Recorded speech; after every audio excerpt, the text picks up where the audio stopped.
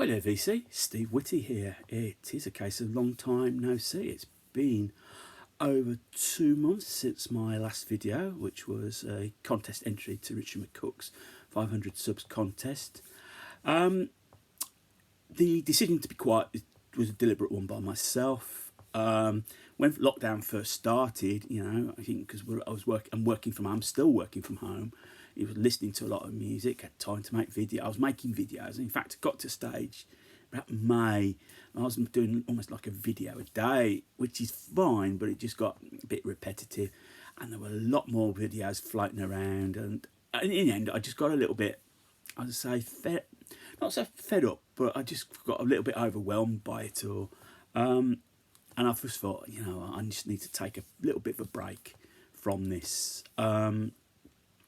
Nothing wrong with me, nothing physically, nothing mentally wrong with me. I just needed that little bit of a break from it. And so I did. I just say it's been 2 months since I've done a video. Probably the longest I've gone without doing a video. I had, to be honest, I'd contemplated about stopping altogether. I'd stopped watching VC videos.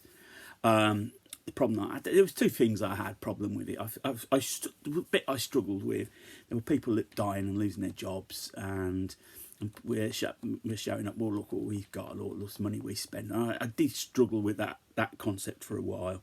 So, and also, as I said, I've been watching more videos, VC videos, about people being on outdoors. The problem with listening to records, it's something you do inside, isn't it?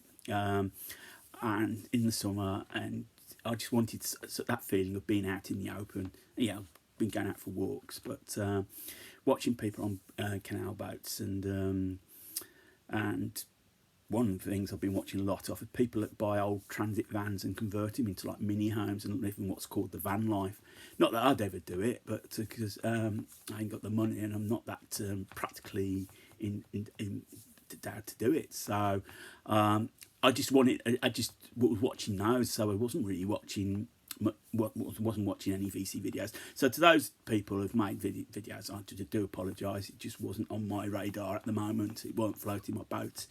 I have been keeping busy though, meeting up with having Zoom meetings with the UK VC guys, such as Headley John, James, Chris, Martin, Sean, John Bellamy. I'm trying to think. I'm hoping I don't forget anyone.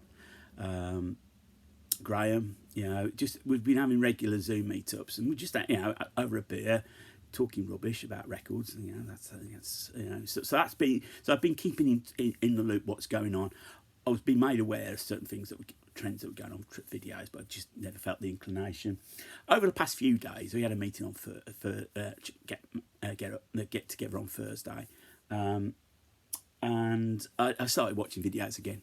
I felt now was the time to go back into it. Summer's over, and so I did promise the guys I'd do a video. I've got this week off work, so I thought there's no excuse now. So the video is just going to be 10 albums I've listened to. Some of them I've brought recently, some of them I've listened, and some I've listened to. So let's start off with Sweet, the collection. Sort of like I brought this partly because Steve Priest died a few months ago. Also, I haven't got much Sweet vinyl. Now this is a mid-80s comp. It's on the Castle Communications label, and it sort of it sort of picks up on the later 70s Sweet. The later hits. So you got Teenage Rampage, the 16s, Fox on the Run, and Action as the hit singles. So you've got none of the real glammy stuff. The Hellraiser, Little Willie, Blockbuster, Ballroom Blitz.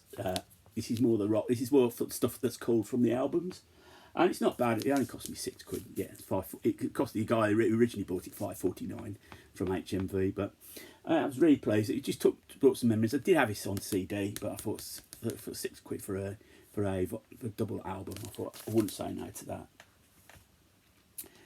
Next album I've picked up, I've been listening to another album, is the Flock of Seagulls debut album. I managed to find a copy really cheap on this. They were a band that really broke in America first. It was the Cardinal Sin in the UK. I Ran was a hit single, top 30 hit single in the US. I loved it when it first came out. I just loved that guitar sound. Yeah, and it got Space Age Love Song. It doesn't have Wishing. Wishing was their first big hit in the UK on it. And there's the band on the back. Mike Score with a reasonably sensible haircut. It was parodied in The Wedding Singer, I think, his haircut. Yeah, it's an album of its time. I don't know whether it's aged well, I don't know, but I Ran's still a corking track. Back in the shop, I found a copy of this. This is Tim Buckley's Lorca album. This originally, I'm trying to think when this originally came out, 1970. This is a reissue. Tim Buckley's one. I was just fascinated by this guy. I've got quite a few of his albums.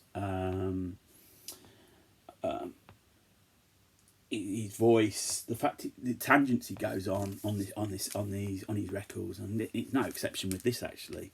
That's a really really good record. I really enjoyed it. It can be an acquired taste, admittedly, sometimes, but that's a good album. That's worth checking out.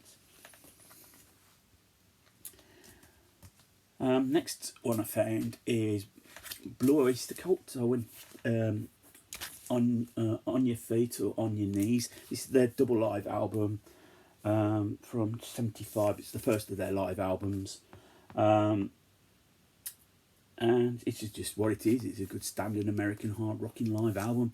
I've got Summer Enchanted Evening, which I've got to listen to. So I don't know what I haven't listened to that yet. So I've got to compare which is the better of the albums. I've been buying a fair bit of Blue Oyster Cult this year. I think it was a gap in my collection there. Now, I said I started watching videos again, and one of the videos, but some I have avoided, I'm not watching, is the Record Store Day ones, because it's not something that really floated my boat. I had things on anyhow, so I didn't partake, but I don't normally partake. Having said that, I was in the Discovery in July, end of July, and they obviously reopened, and I'm trying to get rid of. They marked down some of the stock. Particularly some of their old Record Stores Today stuff, and this was marked down from £10 to £15. And this is Emerson, Lake and Palmer live at the Pocano International Raceway, Long Pond, PA, USA, on the 8th of July 1972. So it's a double live album. Get this out. And to match it on, they put it on the Manticore label. They did one of the records in like yellow, and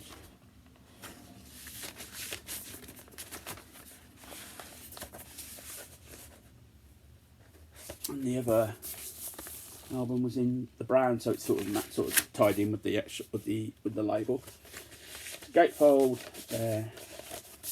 You got the band on stage there. Make that out, and then there's the back of it. So it's a good live album. It's so you've got on here, when I get this back in,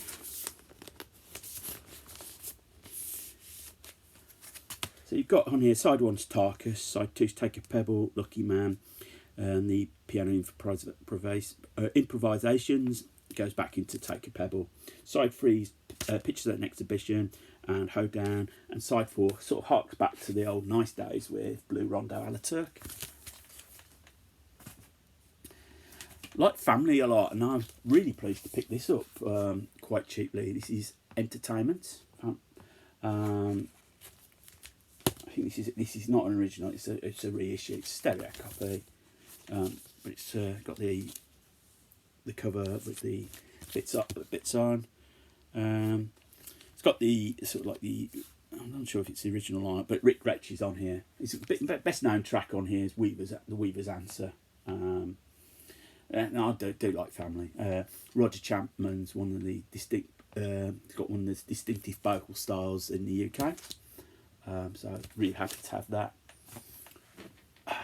As you can guess, I'm back and I'm powered by tea. That's better. Next up, Iron Maiden. Original Iron Maiden is very difficult to get hold of, so I was really pleased to find the debut album. An original, £10, plays great. It's got obviously Paul Di'Anio on the vocals. This is produced by Will Malone. And Dennis Stratton was the second guitar player. Prowler, Remember Tomorrow, Running Free, Phantom of the Opera, Transylvania, Strange World, Charlotte Harlot, and the eponymous Iron Maiden. It's a good actual, a good marker for the band. Phantom of the Opera, to me, is the standout track on here. And I'm old enough to remember when it was used for an advert. It used to advertise Lucozade. I'm sure it might be on YouTube, the actual advert. They used the opening bit with Daley Thompson, the Olympic athlete, sort of like taking off from the hurdles, I believe. One of the things I've been listening to on Spotify a lot, Planet Rock magazine did a list of best 100 live albums, and one of them listed, and so I've been listening to a few, and I thought, oh, there's a couple I could get hold of. And one such album is Uriah Heep Live. This was recorded in January 1973, mainly at Birmingham Town Hall, and not a bad lot. I enjoyed listening to it on Spotify, but when I saw this going cheap, I thought I'd have that, and it's got in the album, so you've also got like a program in it as well as in the album. So there's David Byron there. I won't go through them all, but you've got everybody, all the band there who was on at that time. It's just a corking live album. A lot of power to it. Very powerful album. Obviously, Gypsy's a favourite of mine. But it's a band at the peak. Gary Fane was the bass player at the time. So to a lot of people, this is the classic lineup of Uriah Heep. An artist I'm prepared to give myself another chance with is Alan Parsons' Project. So I found a copy of iRobot pretty cheap, and I quite liked it. I'm not sure. I'm probably gonna need to listen to more stuff. It's obviously it's very much a producer's album, but Steve Harley appears on vocals on one of the tracks on here. Let's see who else is on.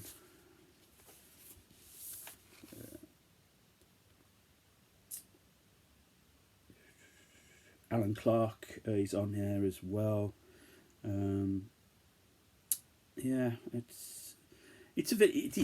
think it is a concept to it. I think there is a concept. I'm not sure. Hopefully somebody will be able to correct me if that is the case. But Alan Parsons. And finally, this is not one album I brought, but I listened to it a few weeks ago, based on the sad news that Pete Way had died. And that's the classic UFO Strangers in the Night double live album.